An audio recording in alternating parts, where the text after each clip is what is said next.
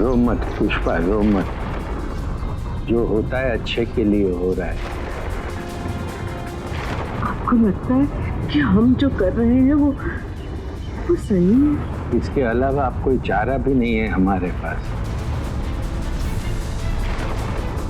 हे भगवान, माफ कर देना हमें।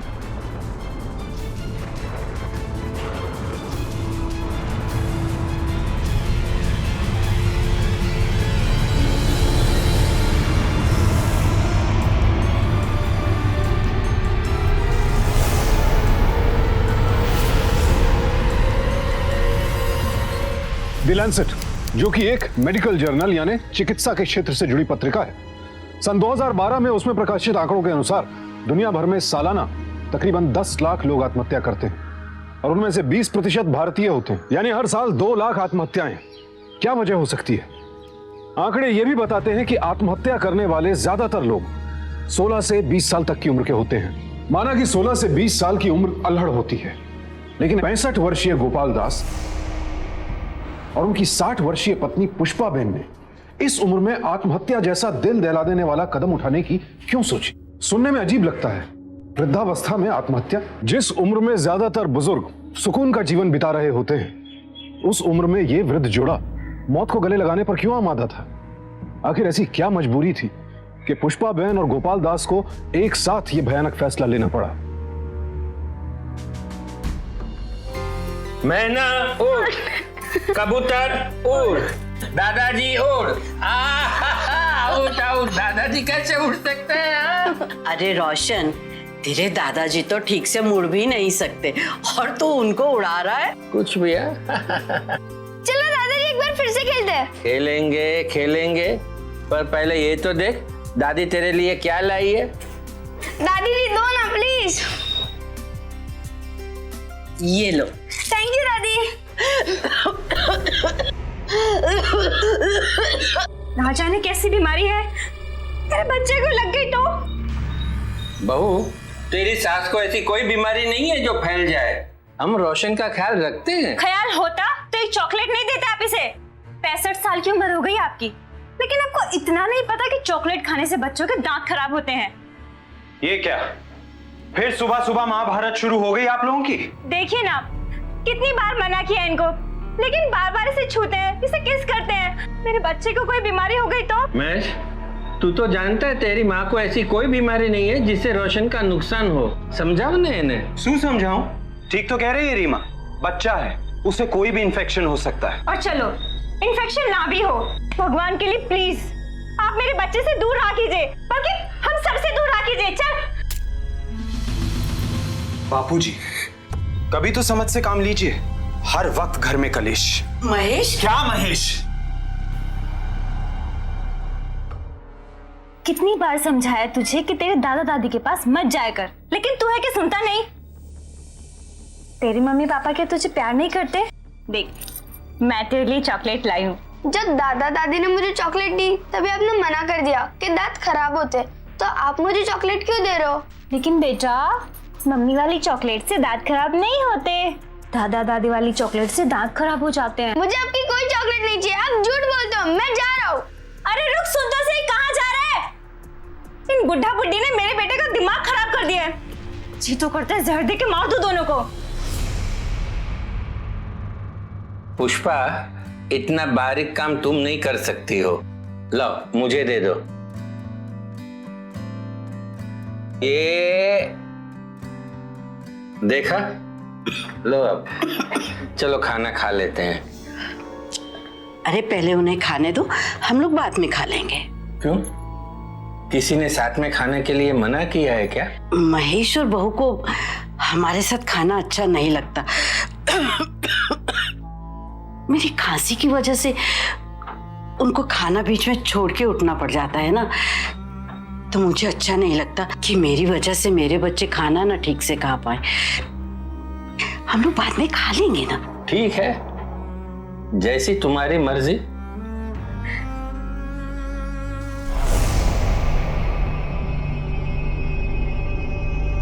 एक ही रोटी? बहू, ओ बहू, શું થયો? अरे एक ही रोटी बची है, काम वाली ने आज कम रोटियां बनाई थी। अब मैं क्या पूरा दिन बैठ के यही देखती रहूं कि काम वाले ने कितनी रोटी बनाई है? और वैसे ही बाबूजी, इस उम्र में रात को कम खाने से सेहत अच्छी रहती है। तू यहाँ बैठे बैठे क्या सुन रहा है? चल अंदर, जल्दी चल।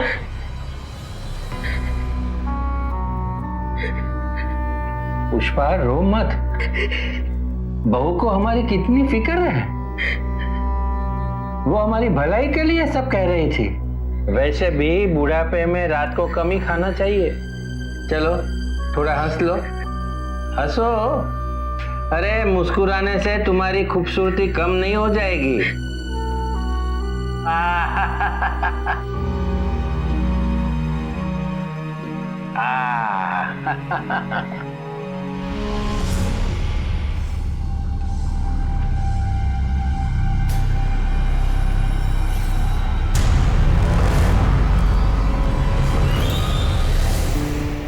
रोशन, ले दूध पी ले बेटा।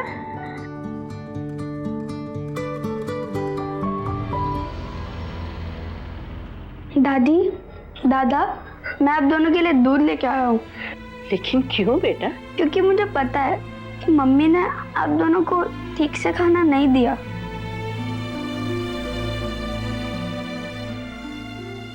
नहीं बेटा, ऐसी कोई बात नहीं है। तुम्हारी मम्मी ने ऐसा कुछ नहीं किया है। हाँ हाँ बेटा, हम दोनों का पेट भरा हुआ है। देखो ना, बलून की तरह फूल गया है। और हमसे ज्यादा इस दूध की तुम्हें जरूरत है। चलो पियो। पर एक शर्त पे पीऊंगा। कैसी शर्त? हम दोनों मिलकर पिएंगे। ठीक है, पहले तू पी।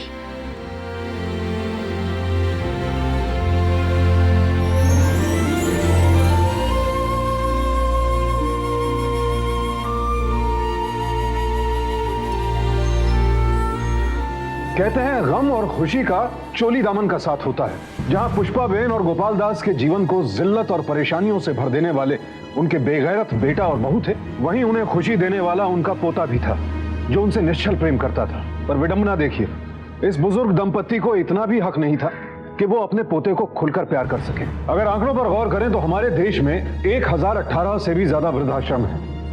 इसी बात से आप अंदाजा लगा सकते हैं कि इन आश्रमों में कितने वृद्ध रहते होंगे। इनमें से कुछ ऐसे होते हैं जिन्हें उनके अपने ही घर से बेहद क्रूरता के साथ निकाल दिया जाता है, और कुछ ऐसे जिनके पास घर तो होता है लेकिन उनकी देखभाल के लिए कोई संगी साथी नहीं होता। आज गोपाल दास और पुष्पा बहन का हाल भी लगभग ऐसा ही था। जरा सोचिए, उन माता पिता के दिल पर ऐसी हालत में क्या गुजर रही होगी कि जिस बेटे की परवरिश में उन्होंने कोई कसर नहीं छोड़ी, आज उनका वही महेश उनकी दुर्गति करने में कोई कसर नहीं छोड़ रहा था। सुनो, कल आकर अपना हिसाब कर लेना। क्यों मैम साहब, मेरी क्या गलती है? अब तुम्हें जवाब देने की जरूरत नहीं है मुझे। जा सकती हो तुम। और हाँ, पैसे ले जाना अपने। हाँ हाँ जाती हूँ, फिर बुलाओगे ना तो भी नहीं आऊंगी। अरे उषा, શું થયું બહુ? भाई को क्यों निकाल दिया? आप दोनों की वजह से। हम दोनों की वजह से? क्या किया है हमने?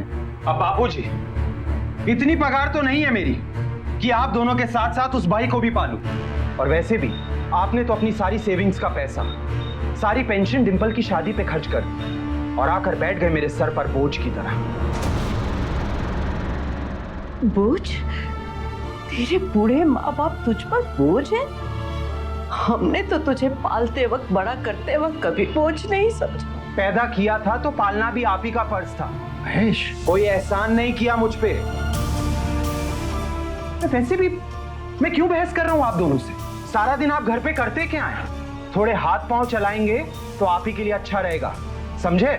और माँ जी, वैसे भी इस उम्र में एक्सरसाइज होती रहनी चाहिए। वो क्या है ना, सेहत अच्छी रहती है। बाबूजी, हम लोग बाहर जा रहे हैं। उम्मीद है लौटने तक घर का सारा काम हो जाएगा। चलिए। कोई बहाना मत बनाइएगा।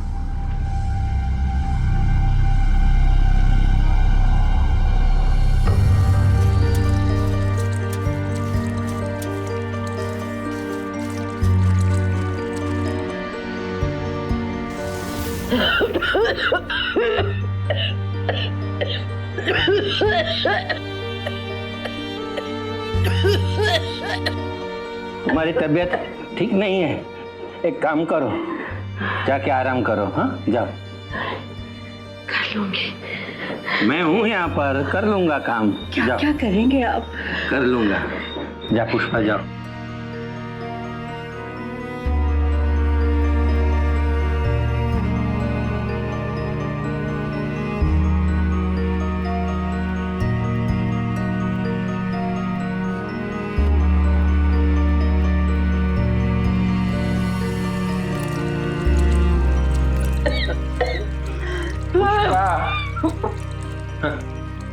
आराम के बदले बर्तन मांज रही हो।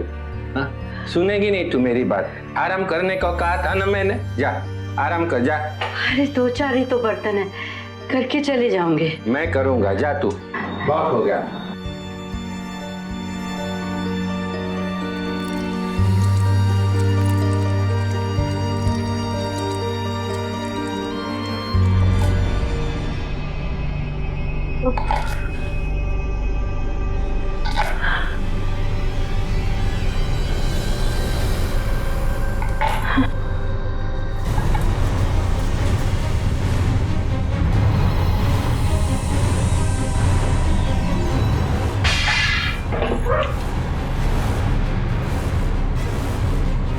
पुष्पा, पुष्पा, पुष्पा आँख खोल।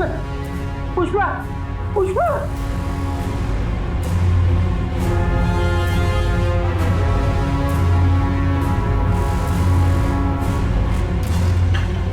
अरे विजय, मनोरमा, काजल, सूरज, अरे कोई है? क्या हुआ गोपाल जी?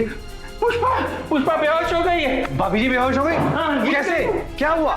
भाभी जी, भाभी जी, पुष्पा, भाभी जी उठिए। भाभी जी जरा इन्हें उठाइए, जल्दी कीजिए, जल्दी। आइए, आइए। भाभी जी, भाभी जी आप यहाँ लेट जाइए। बीपी कम होने की वजह से चक्कर आ गया था, लेकिन अभी ठीक है। चलो, भगवान की कृपा से।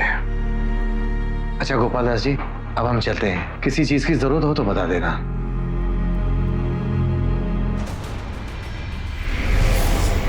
हे भगवान, पूरा काम ऐसे फैला हुआ है, किसी काम के नहीं दोनों। आज इनकी खैर नहीं। सुनो,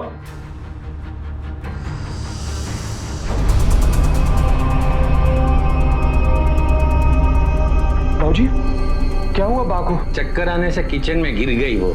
ये मैंने कुछ दवाइयाँ। डॉक्टर साहब, मुझे एक बहुत जरूरी फोन कॉल करना है, मैं आता हूँ अभी। बाबूजी, मैं बा के लिए हल्दी वाला दूध लेकर आती हूँ। हाँ, ये कुछ दवाइयाँ मैंने लिख दी हैं, इन्हें मंगवा लीजिएगा। ठीक है डॉक्टर साहब। आपकी फीस कितनी है? जी 200 रुपये।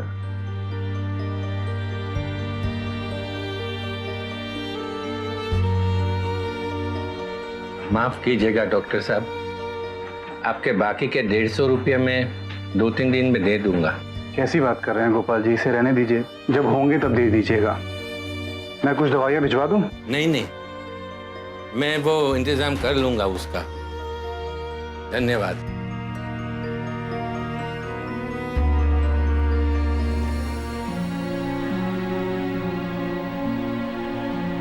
पुष्पा, अगर तुम्हारी तबीयत की बात नहीं होती ना, तो मैं कभी तुम्हारे कान के बूटे नहीं मांगता। अब इन्हें बेचकर तुम्हारी दवाइयों का इंतजाम करना पड़ेगा। आप ही का तो दिया हुआ है सब कुछ, फिर मांगने में संकोच कैसा?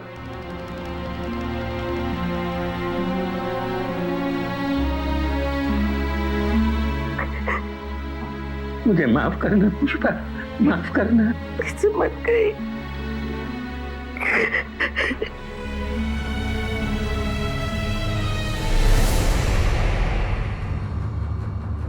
आप लोगों की उम्र की तरह ये बिजली का बिल भी बढ़ता जा रहा है। कितनी बिजली खर्च करते हैं आप लोग? लेकिन बहू, हमारे कमरे में तो सिर्फ एक ट्यूबलाइट है और एक टेबल फैन है, उसमें कितनी बिजली खर्च होती होगी? होती है, खर्च होती है। एक तो आप दोनों के दोनों पूरा दिन घर में रहते हो, ऊपर से ट्यूब और पंखा पूरा दिन चलता है। लेकिन अब तो ना ये पंखा चल रहा है ना ये ट्यूब जल रही है। मुझे आपसे कोई बहस नहीं करनी। ना रहेगा बांस और ना बजेगी बांसुरी।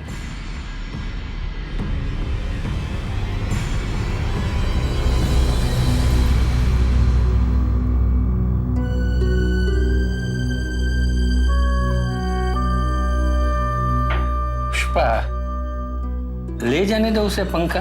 अरे 25 साल पहले हमारे घर में पंखा था क्या? तब क्या तुम मुझे गर्मी में सोने देती थी? सो जाओ। बहू और बेटे के जुल्म धीरे धीरे बढ़ते जा रहे थे, लेकिन पुष्पा बहन और गोपाल दास की सहन शक्ति टूटने का नाम ही नहीं ले रही थी। और यही बात रीमा और महेश से बर्दाश्त नहीं हो रही थी। अब वो दोनों गोपाल दास और पुष्पा बहन को अपने रास्ते से हमेशा के लिए हटाना चाहते थे, लेकिन क्यों? आखिर क्या चल रहा था उनके दिमाग में? ये बुजुर्ग दंपति अभी इस सवाल से जूझ ही रहे थे कि अचानक कुछ ऐसा हुआ कि वो दोनों हक्के बक्के रह गए। दादी दादी, मम्मी ने आपके लिए हल्दी वाला दूध भेजा है। हल्दी वाला दूध मारा बाटे? हाँ दादी। अच्छा दादा दादी, मैं खेलने जा रहा हूँ, बाय। वाह, आज सूरज कहाँ से निकला? सुबह सुबह ये पंखा भी छोड़ के गई और अभी हल्दी वाला दूध तुम्हारे लिए। और भाई को भी रख लिया वापस काम पे। बा, आपने दवाई ली कि नहीं? वो नहीं ली ना? मुझे मालूम था आप अपनी सेहत का ख्याल बिल्कुल नहीं रखते। आज हम सब मिलकर खाना खाएंगे और किसी चीज की जरूरत हो तो मुझे बुला लीजिएगा बा, और दवाई ले लेना।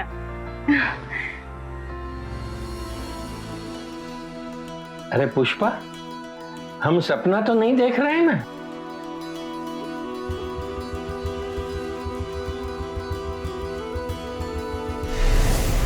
अरे तुम यहाँ पे क्या कर रही हो?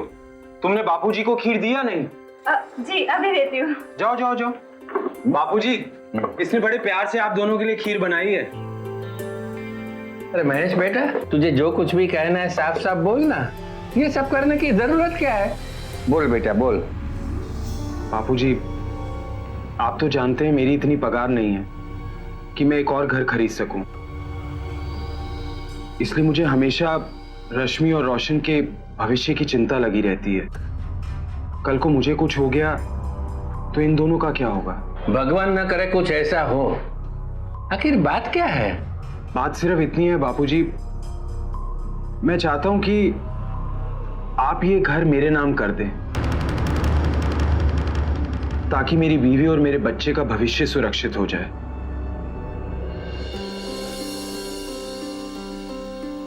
बस इतनी सी बात के लिए संकोच कर रहा था? अरे गांडा, आ मारू घरे तारू घर छे ने। पेपर तैयार करवा, मैं साइन कर देता हूँ। बापूजी, तुम्हारो ये उपकार मैं जिंदगी भर ना भूलूं। अरे हम उपकार सहनो बेटा। आज मैं आपको अपने हाथों से खीर खिलाऊंगा। अरे ये लीजिए बापूजी। बा, आप रोशन को अपने हाथ से खिलाइए ना। मेरे हाथ से तो ये खाता ही नहीं है।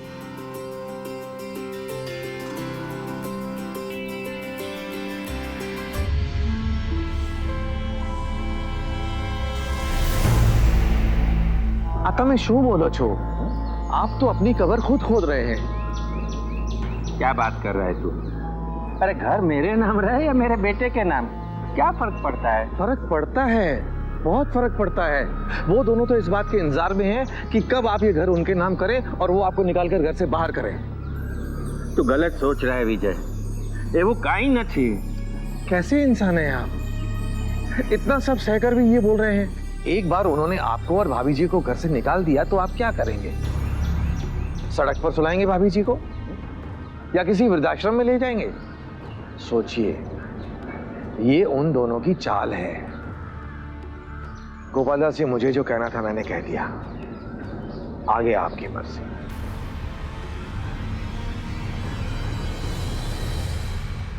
अरे बापूजी, कहाँ रह गए थे आप?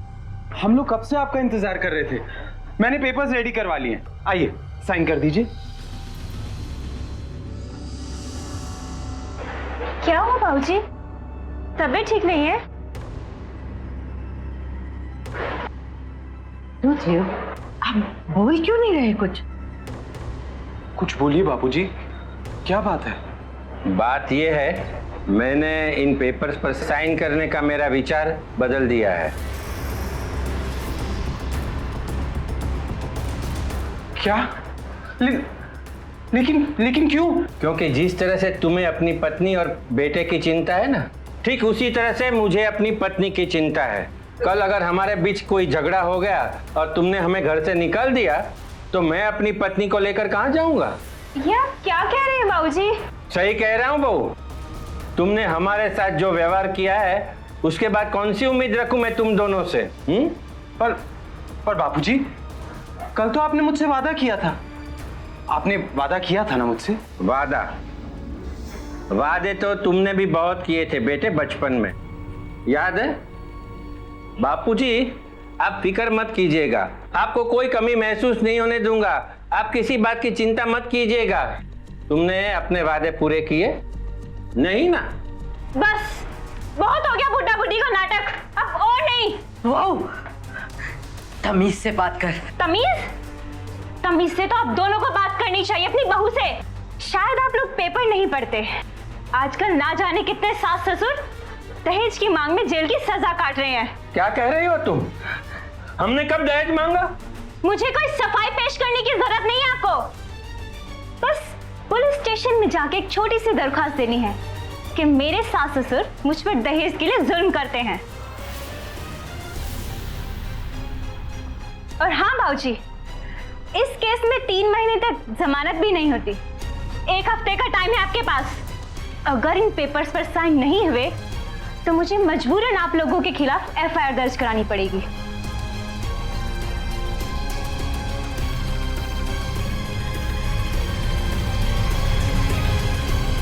अरे ये बारिश भी अचानक।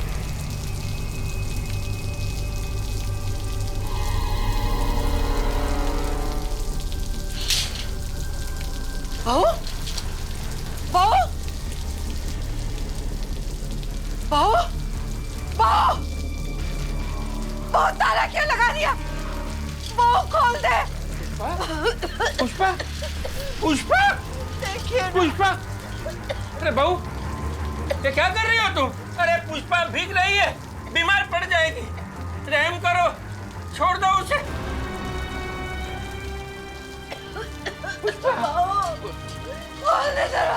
महेश, महेश देख बहू ने क्या किया है। तेरी माँ बाहर भीग रही है, उसे बंद कर दिया है। अरे वो बीमार पड़ जाएगी महेश, बीमार पड़ जाएगी। बहू को बोलना छोड़ दे उसे। छोड़ देंगे बापूजी, आप ये पेपर साइन कर दीजिए, वो छोड़ देगी उन्हें। नहीं, कुछ भी हो जाए मैं इन पेपर पर साइन नहीं करूंगा। नहीं। अगर साइन नहीं करेंगे तो आज अपनी आंखों के सामने अपनी बीवी को मरता हुआ देखेंगे।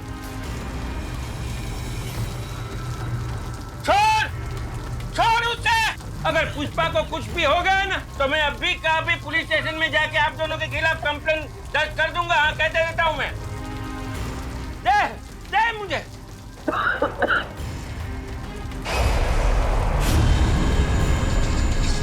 पुष्पा, पुष्पा, पुष्पा, छोड़ दे।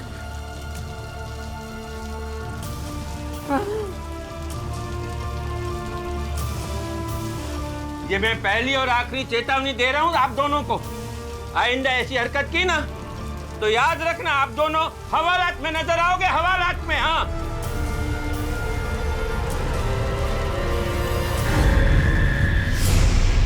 मुझे बहुत जुल्म करते हैं, मुझे रोज मारते हैं, रोज जलील करते हैं। शादी के इतने साल बाद भी वो लोग मुझे दहेज के लिए टॉर्चर करते हैं। देखिए, आप घबराइए मत। और आपका आपके माता पिता के बारे में क्या कहना है? मेरी पत्नी बिल्कुल सही कह रही है इंस्पेक्टर साहब। ये दहेज मांगने का सिलसिला बहुत सालों से चल रहा है। पहले तो मैं चुप रहा, ये सोच के कि मेरे माँ बाप हैं, लेकिन जब आज उन्होंने इस पे केरोसिन डाल के इसे मारने की कोशिश की तो मुझसे रहा नहीं गया। ठीक। अरे क्या बात है गोपाल दास जी? इंस्पेक्टर साहब कहाँ ले जा रहे हैं इन्हें? देखिए, इन दोनों के ऊपर अपनी बहू को दहेज के लिए प्रताड़ित करना और जान से मारने की कोशिश करने का आरोप आपको किसी ने गलत खबर दी है इंस्पेक्टर साहब, आप इन्हें छोड़ दीजिए। ये पुलिस की कार्रवाई है, आप बीच में ना पड़े तो ही ठीक है। आइए वफादार जी, आप बिल्कुल चिंता मत कीजिए, आपको कुछ नहीं होगा। चलिए आइए।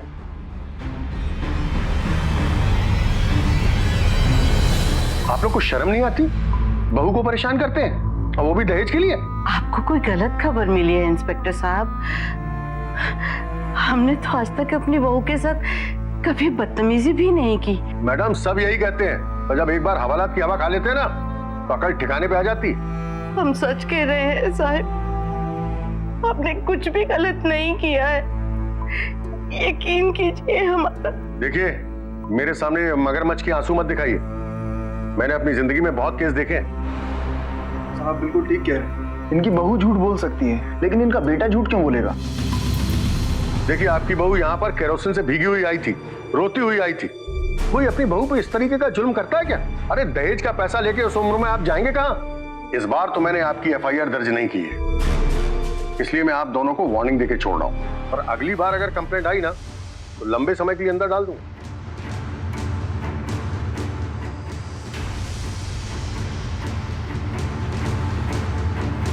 ना जाने कैसी बीमारी है, कैसी बीमारी है। बच्चे को लग गई तो, बच्चे को लग गई तो, बच्चे को लग गई तो। अब क्या मैं पूरा दिन बैठ के यही देखती रहूं कि काम वाले कितनी रोटियां बनाई हैं, कितनी रोटियां, और एक दिन कम खा लो तो कुछ फर्क नहीं पड़ जाए, फर्क नहीं पड़ जाए, फर्क नहीं पड़ जाए, फर्क नहीं पड़ जाए। आपने तो अपनी सारी सेविंग्स का पैसा, सारी पेंशन डिंपल की शादी पे खर्च कर दी और आकर बैठ गए मेरे सर पर बोझ के, मेरे सर पर बोझ के, मेरे सर पर बोझ के, मेरे सर पर बोझ के, मेरे सर पर बोझ के।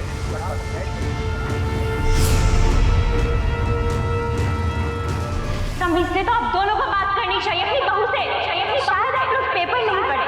आजकल ना जाने कितने सास ससुर दहेज की मांग में जेल की सजा काट रहे हैं, सजा काट रहे हैं, सजा काट रहे हैं, सजा काट रहे हैं, सजा काट रहे हैं।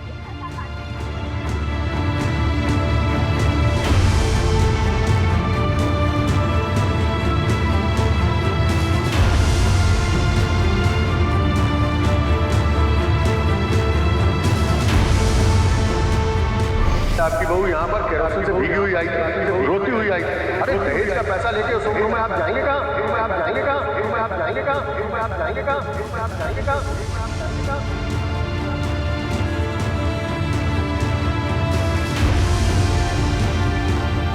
इनकी बहू झूठ बोल सकती है, बहू, लेकिन इनका बेटा झूठ क्यों बोलेगा? बेटा झूठ क्यों बोलेगा? बेटा झूठ क्यों बोलेगा? बेटा झूठ क्यों बोलेगा? बेटा झूठ क्यों बोलेगा?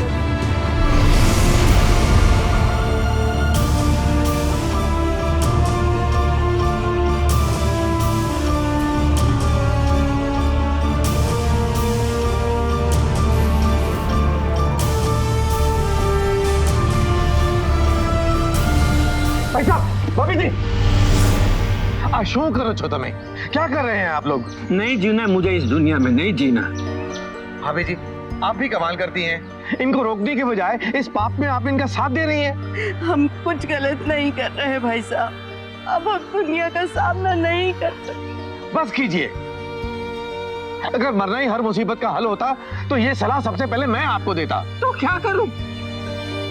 क्या करूं मैं? कोई बताए मुझे। मेरे बेटे और बहू ने जीने के सारे दरवाजे बंद कर दिए। जेल में जाने से तो अच्छा है मैं भगवान के पास चला जाऊं। आपके मरने से क्या होगा? आपका मंदिर जैसा पवित्र घर आपका बेटा और बहू हड़प लेंगे। नहीं चाहिए मुझे घर, नहीं चाहिए। ठीक है, आपको घर नहीं चाहिए, लेकिन आपके इंश्योरेंस के पैसे जो आपने अपने बेटी और पोते के लिए बचा के रखे हुए हैं, आपकी आत्महत्या करने से वो पैसे उनको मिलेंगे? नहीं मिलेंगे ना। ऐसे चक्रव्यूह में फंस गया हूं मैं, जहां मैं जी नहीं सकता और मर भी नहीं सकता। धीरज रखिए गोपाल दास जी, धीरे धीरे सब कुछ ठीक हो जाएगा। मरना ही इसका सॉल्यूशन नहीं है। घर चलिए भाभी जी, घर चलिए। जीना तो दूर, गोपाल दास और पुष्पा बहन का मरना भी दुश्वार हो गया था। बहू और बेटा जीने नहीं दे रहे थे, और अगर मरना चाहें तो ये सोचकर मर नहीं सकते थे कि सगे संबंधी मुसीबत में पड़ेंगे और हाथ से जाएगा इंश्योरेंस का वो सारा पैसा जो उन्होंने अपने पोते के भविष्य के लिए बचाया था। ऐसे में इंसान क्या करे?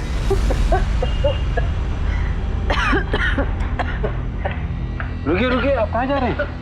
कलेक्टर साहब से मिलना है। नहीं आप ऐसे नहीं जा सकते। जाने दीजिए ना। नहीं आप नहीं जा सकते आप। अरे ऐसा मत कीजिए। अरे क्या हो रहा है ये? सर ये अंदर जाना चाहते हैं। अपॉइंटमेंट है आपके पास? जी अपॉइंटमेंट तो नहीं है, लेकिन अर्जेंट काम है, मिलना बहुत जरूरी है। नहीं नहीं, ऐसे अंदर नहीं जा सकते। क्या जरूरी काम है? मरने के लिए परमिशन चाहिए उनसे। क्या सुना भाइयों? क्या कह रहे हैं भाई साहब? ये यहाँ कलेक्टर साहब से मरने की इजाजत मांगने आए हैं।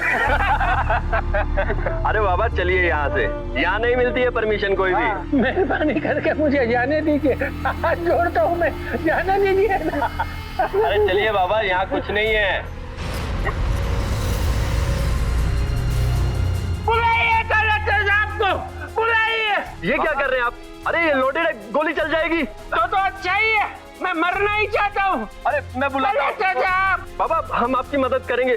कलेक्टर साहब, क्या हो रहा है? बाबा मर जाऊंगा मैं। बाबा अब गन दे दीजिए। गन नहीं दूंगा, खुद को मार दूंगा और अपनी पत्नी को भी मार दूंगा, जब तक आप मुझे आत्महत्या करने की परमिशन नहीं देंगे। मरने की परमिशन? देखिए, अगर हिंदुस्तान के प्रावधान में ऐसी कोई चीज होती भी तो भी मैं आप लोगों को इस चीज की इजाजत नहीं देता। देखिए, मरना किसी चीज का हल नहीं है। हर कोई यही कह रहा है कि मरना किसी चीज का हल नहीं है, लेकिन दूसरा हल क्या है ये कोई नहीं बता रहा। अगर हम खुद नहीं मरेंगे तो हमारा बेटा बहू एक दिन हमें मार डालेंगे। आप घबराइए मत। आप लोग किस एरिया में रहते हैं? बजरिया थाने के अंदर। हाँ, थाना बजरिया के इंस्पेक्टर से मेरी बात कर रही है। हाँ हेलो इंस्पेक्टर साहब, रमेश उपाध्याय बोल रहा हूँ। हाँ नमस्ते नमस्ते। आपके एरिया में मिस्टर गोपाल दास पारेख और श्रीमती पुष्पा पारेख रहते हैं जी। उनकी बहू ने हाँ मेरे सामने ही बैठे हैं।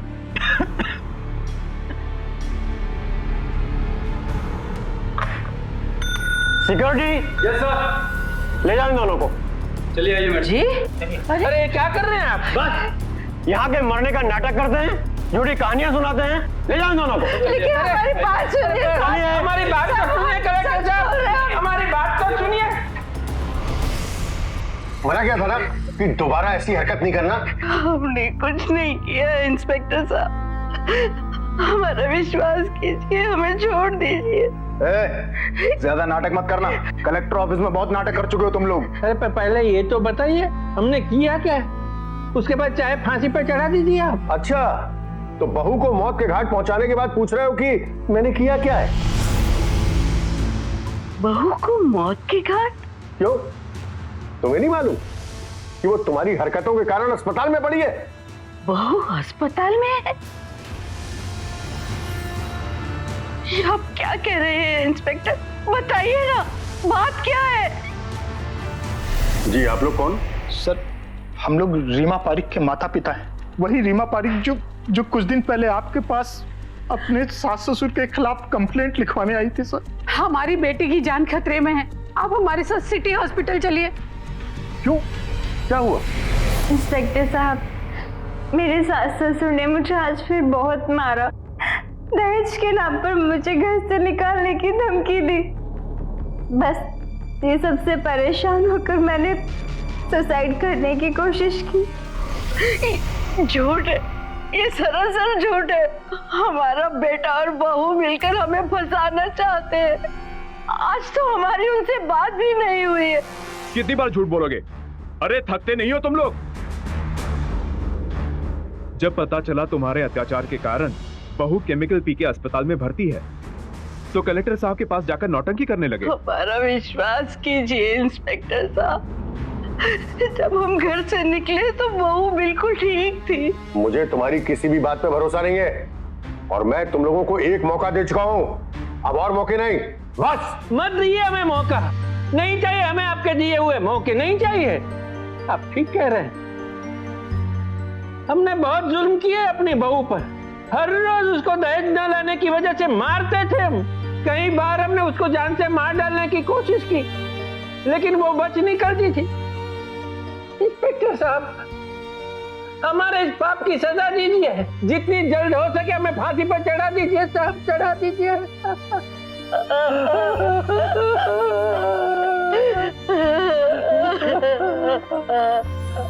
इससे शर्मनाक बात और क्या होगी? कोई भी अपने माँ बाप के खिलाफ इस हद तक कैसे गिर सकता है, ये मेरी समझ से परे है। लेकिन ऐसा हुआ। गोपाल दास और पुष्पा बहन दहेज उत्पीड़न के आरोप में एक बार फिर हवालात पहुंच चुके। लेकिन सवाल यह था कि क्या रीमा ने वाकई आत्महत्या की कोशिश की थी? इसका जवाब रीमा की मेडिकल रिपोर्ट में बंद था, जिसका पुलिस बेसब्री से इंतजार कर रही थी। जी, आप लोग कौन? हम गोपाल दास जी के पड़ोसी हैं। कैसे आना हुआ? हम ये कह रहे थे इंस्पेक्टर साहब कि जो असली गुनहगार है वो तो बाहर घूम रहा है और आपने बेगुनाहों को अंदर बंद करके रखा हुआ है। क्या मतलब? मतलब ये कि पूरी सोसाइटी जानती है कि गोपाल दास का बेटा और बहू उन पर कितना जुल्म करते हैं। कोई जानवरों के साथ भी ऐसा व्यवहार नहीं करता होगा। वो दोनों आपकी आंखों में धूल झोंक रहे हैं इंस्पेक्टर साहब। देखिए, क्या है कि कानून इमोशंस पे नहीं चलता और ना ही कोई किसी को फंसाने के लिए केमिकल पीता है। फिर भी अगर वो बेकसूर है तो जल्द रिहा हो जाएंगे। देखिए, जब तक रीमा की मेडिकल रिपोर्ट नहीं आ जाती तब तक मैं कुछ भी नहीं कर सकता।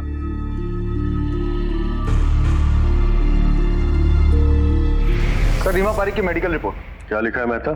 सर, मेडिकल रिपोर्ट्स के अनुसार रीमा पारिक ने केमिकल तो पिया है, लेकिन बहुत ही कम मात्रा में। देखो मेहता, मरने वाले को जहर की मात्रा का ध्यान नहीं रहता कि वो कम पी रहा है या ज्यादा। वैसे और क्या लिखा है इस रिपोर्ट में? सर, कुछ खास नहीं। केमिकल पीने का टाइम लिखा हुआ है। क्या टाइम है? यही कोई 3 से 3:15 के बीच में। Are you sure? Yes sir, ये देखिए।